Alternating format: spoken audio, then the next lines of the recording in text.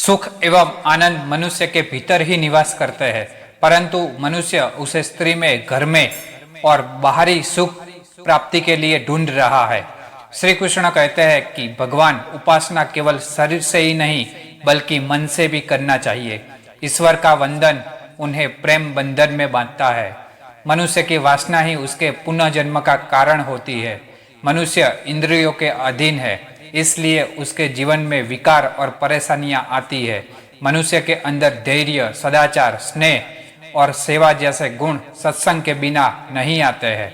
श्री कृष्ण कहते हैं, जिस प्रकार शरीर से वस्त्र मैल होने पर बदलते हैं, ठीक उसी प्रकार मन में यानी हृदय में मैल होने से उसे निकाल देना चाहिए।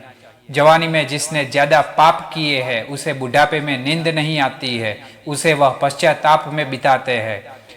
भगवान ने जिसे संपत्ति दी है उसे गाय रखकर सेवा करनी चाहिए, इससे भगवान प्रसन्न होते हैं। जुआ, मदिरा पान, परस्त्री, गमन, हिंसा, असत्य, मद, आसक्ति और निर्दयता, इन सब में कलयुग का वास है। इसलिए इसका और एक नाम है घोर कलयुग। अधिकारी शिष्य को यानी जो ज्ञान प्राप्त करने में परिश्रम करते हैं उसे सद्गुरु अवश्य मिलता है।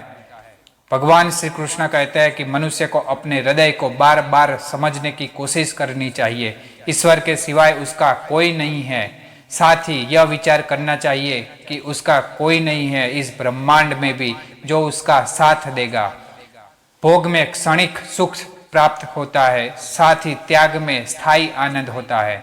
श्री कृष्ण कहते हैं कि सत्संग ईश्वर की कृपा से मिलता है, परंतु कुसंगति से पढ़ना मनुष्य के अपने ही विचारों में कारण होता है।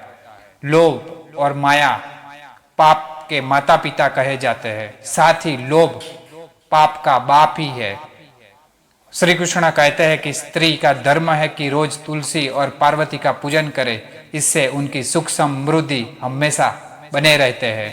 मनुष्य को अपने मन और बुद्धि को हमेशा विश्वास नहीं करना चाहिए, क्योंकि ये बार बार मनुष्य को दगा देते हैं। खुद को निर्दोष मानना बहुत बड़ा गुनाह साबित होता है। पति पत्नी पवित्र रिश्ता बनाए रखने से भगवान पुत्र के रूप में उनके घर में आने की इच्छा रखते हैं। भगवान इन सभी कसौटियों पर कसकर जांच परख कर ही मनुष्य को अपनाते हैं। इसलिए मन में गलत विचार नहीं रखना चाहिए। सदैव आप किसी के साथ प्रेम भाव से रहना चाहिए। दोस्तों, वीडियो आपको कैसी लगी कमेंट में जरूर बताएं। साथ ही वीडियो को सब्सक्राइब और लाइक करना ना भूलें। जय श्री कृष्ण।